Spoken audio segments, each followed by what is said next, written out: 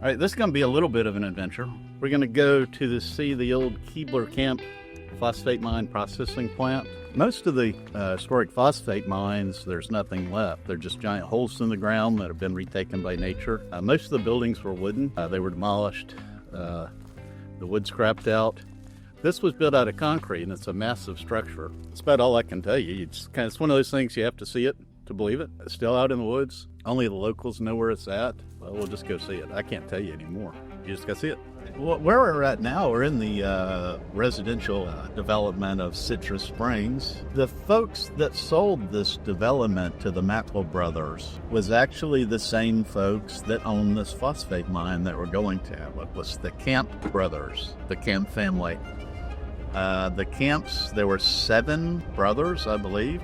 They made their money in Virginia and some, I believe, in North Carolina. In the lumber business, the family started from nothing, and they became very wealthy. They made huge sums of money in the lumber business, sawmill business. Eventually, they got into the paper and cardboard business. The Camp family, they eventually went public, and they merged and became Union Camp. And they were a Fortune 500 company, perhaps a Fortune 200 company. They were a massive operation. The brothers that did this operation here were what they called they were the Florida branch of the Camp family. There were 2 brothers. They came to Florida. They were very industrious folks. They were in many businesses. The one brother, Benjamin Franklin Camp, was actually a physician, but when he came to Florida, he became an entrepreneur. He never practiced. The other brother was a fascinating guy. He was an entrepreneur also, but the Camp brothers in Florida were not as profitable as the other Camp brothers in Virginia. They basically used a lot of the money from the more profitable brothers in Virginia and used their money for the Florida operations, which were brickmaking, phosphate, other things. And this was part of the phosphate mining operation. They were partners with the Keebler family. So this was the Keebler Camp Phosphate mining operation. The Camps sold the entire property that is now Citrus Springs to the Dunnellon Corporation. So this is part of the Dunnellon Corporation property currently. This was the site of the Keebler Camp Phosphate mine, and the reason it wasn't developed will become obvious. It's because it's a massive hole in the ground, and for that reason, it was not developed. So we're taking this jeep trail back through the woods. We're going to go to the ruins of the Keebler Camp Phosphate mining operation. We actually brought out the last man out when they closed the mine in 1964. A good friend of mine, dear friend of mine, Clinton Burns. And it was just, Mr. Burns is now 102 years old, still alive, World War II veteran, and he worked here at the plant. And this is cool. We came right here. He was riding with me, and we drove up here just like this. Mr. Burns was in that seat, and we drove up, and he said, "Oh my gosh." He said, "That's where I parked my 57 Chevy, where that tree is right there." Mr. Burns worked in the tunnel. And to bring him here, and he had not been here since they closed the plant, he said, "Yeah," he says, "that's where I parked my 57 Chevy, where that tree is." He couldn't believe that tree has grown since he worked here. This is a pretty amazing place. This is such a fascinating place to visit.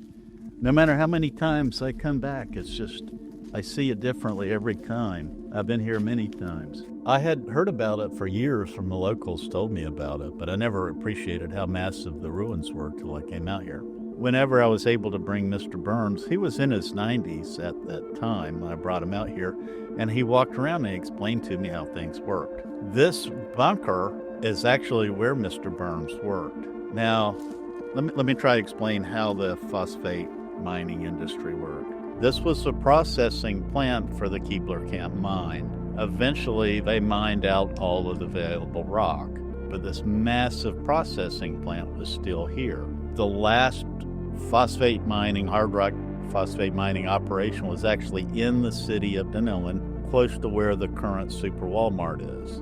They would mine the rock, transport it here by rail, and complete the processing.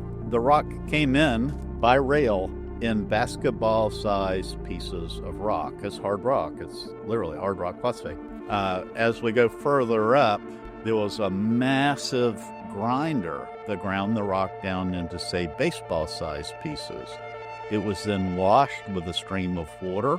It was then left to dry, and after it was crushed, washed, and dried, then it would be fed onto rail cars to be shipped out for export. That was the basis of this. Whenever the plant was operating, the pile of rock on top of this bunker was 100 feet tall. There was a 100-foot tall pile of baseball-sized rock, and we will find some in here. There's still some, maybe smaller. That pile of rock exceeded the height of any of these trees. This bunker is a very long bunker underneath. The rock gravity fed through holes in the ceiling. There were chutes and a conveyor belt that was actually on this concrete beam right here. It was a conveyor belt. It was mechanically done where the workmen would go along and open the chutes to control the amount of rock that was gravity fed from the massive pile of rock up here.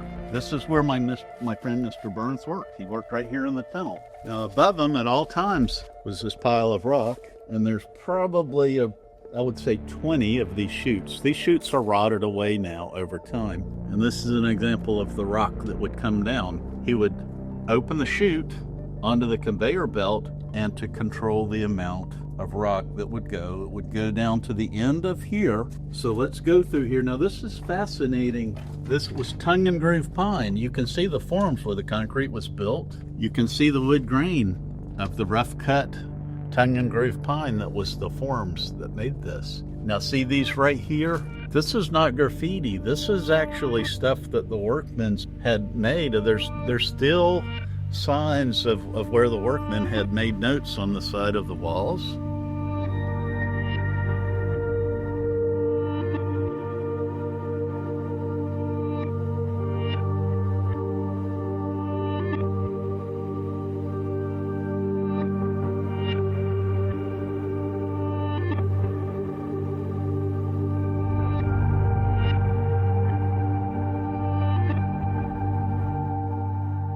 Yeah, the few folks that know where this is, they have no idea this was a phosphate processing plant. It really resembles something from the Cold War era, where you would, like a radiation bunker where you would hide out during nuclear holocaust or something. But actually it's all has a purpose. This is where the phosphate rock was fed through here onto conveyor belts and fed through the whole system. Many times I came here just puzzling over what the heck it was all about. And I had a first-hand account from the men that worked in this bunker, and he told me how it worked. As a historical researcher, to talk with the last man out, that's like hitting lottery twice. That was just phenomenal. And a friend to boot. That's from the 1960s. Someone had their pencil and did a little bit of math on the wall because they needed to know about this. Here's some more. Here's some more. The more I look, this is all where somebody was doing some type of rough math, arithmetic. This was mined in Dunnellon, was shipped here by rail, came in bigger pieces, like basketball size, we'll say, was crushed to this size, and it fell off the conveyor right there. This is from probably 1964. Now, it wasn't dried. It's dried over the 60 years. It was on its way to the drying stack. It fell off the conveyor, and it's still sitting here. And this is the chute. And this one's pretty well conditioned. He would mechanically drop the chute, feed the conveyor, and see how this one is situated where it comes down rather than level. This one is created where the rock would tend to go to the center. See, the other one is a flat level. But you can see this helps you understand how it was gravity fed. The rock came into here, the chutes would open, and it would feed it on a conveyor. Now this is unusual because that's porcelain, and I don't know why you would do that. Well, it's to hold the cables together. But generally, porcelain is for conducting electricity as an insulator. That's really an unusual artifact.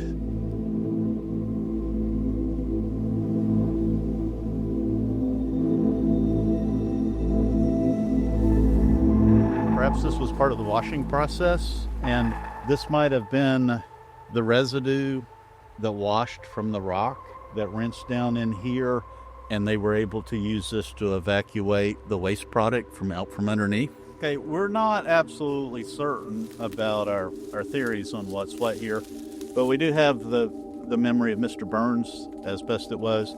We believe that this was the crusher. This is where the rock came in as larger pieces. It was crushed down to baseball-sized pieces.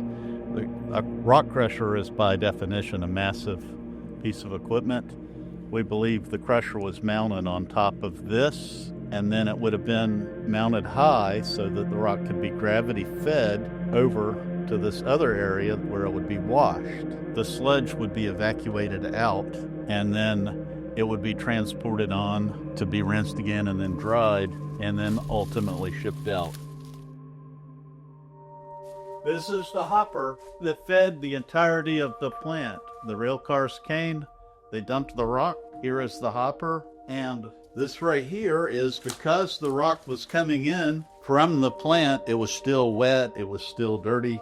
They had a way to evacuate the water out of the bottom of this. So this probably leads out into a pit somewhere, so they could rinse out the bottom of this and keep it from filling in.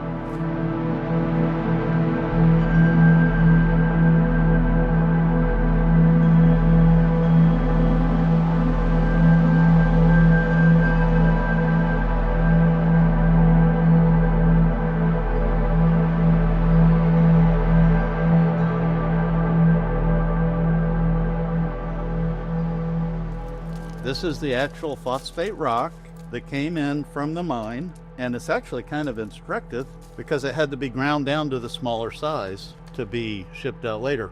But this is the reason it had to be washed. The rock came in and it was with all this clay matrix, this clay around it.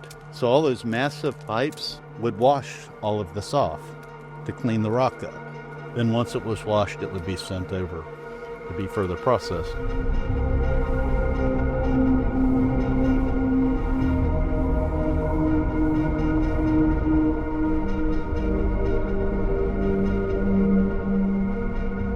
Hey, why don't you just go ahead and dial 911. Go ahead and get it out of the way.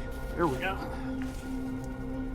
See, this is what's amazing about this. The entire phosphate mining era was started in 1889 and ended in, I believe, 1963. This rock right here was mined in Dunnellon, was shipped, sent through the entire processing plant. It's in this chute. Had the last worker open the chute and it gone out, it would have been turned into fertilized and grown plants 60 years ago. But instead, the entire phosphate era that the boomtown was all about, this is the last rock. Literally, this is the last rock.